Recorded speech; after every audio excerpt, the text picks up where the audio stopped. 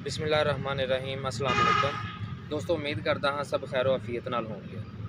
दोस्तों, अज कब्ज़ के मसले ਨੂੰ ਲੈ ਕੇ ਕੁਝ ਇਨਫੋਰਮੇਸ਼ਨ ਤੁਹਾਡੇ ਨਾਲ ਸ਼ੇਅਰ ਕਰਨੀ ਹੈ।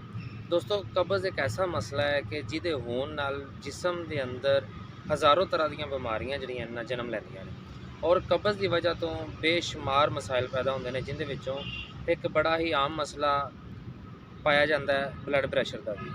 तो दोस्तों, मैं अज कब्ज़ के रिलेटिड तुहाडे नाल गुफ्तगू शेयर करांगा। दोस्तों, कब्ज़ ज़ोद हज़म ग़िज़ावां इस्तेमाल करन नाल या खा के सो जाण नाल, खाना खाण तो बाद फौरी सो जाना या एक्सरसाइज का प्रॉपर ना होना। दोस्तों, कब्ज़ किसी भी दोस्त नूं परेशान ना होए, बड़ा ही आसान नुस्खा तुहाडे नाल लैके हाज़र होया, तुहाडे नाल शेयर करन लगा वां। तुसीं घर दे अंदर इहनूं बड़े ही आसान तरीके नाल बना सकदे हो।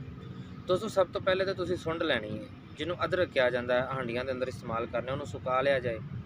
सुंड लैनी, तुसीं काली मिर्च लैनी है, उस तो बाद काला नमक लैना, तुसीं सौंफ अजवैन लैनी है तो कलवंजी लैनी है। दोस्तों, ये सारिया चीज़ां तुसीं बराबर वज़न लैनियां ने।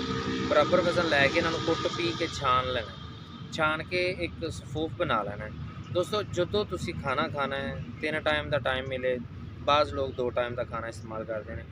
ਇਹਦੇ ਵਿੱਚ ਤੁਸੀਂ ਖਾਣੇ ਤੋਂ ਬਾਅਦ ਚਾय वाला आधा चम्मच ताज़ा पानी ਦੇ ਨਾਲ इस्तेमाल करना है और इंशाल्लाह कुछ दिनों के इस्तेमाल तो बाद ਤੁਸੀਂ कब्ज़ तो निजात पाओगे।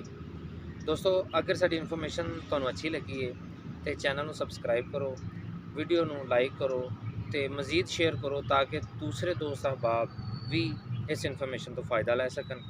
बहुत शुक्रिया। अल्लाह हाफ़िज़।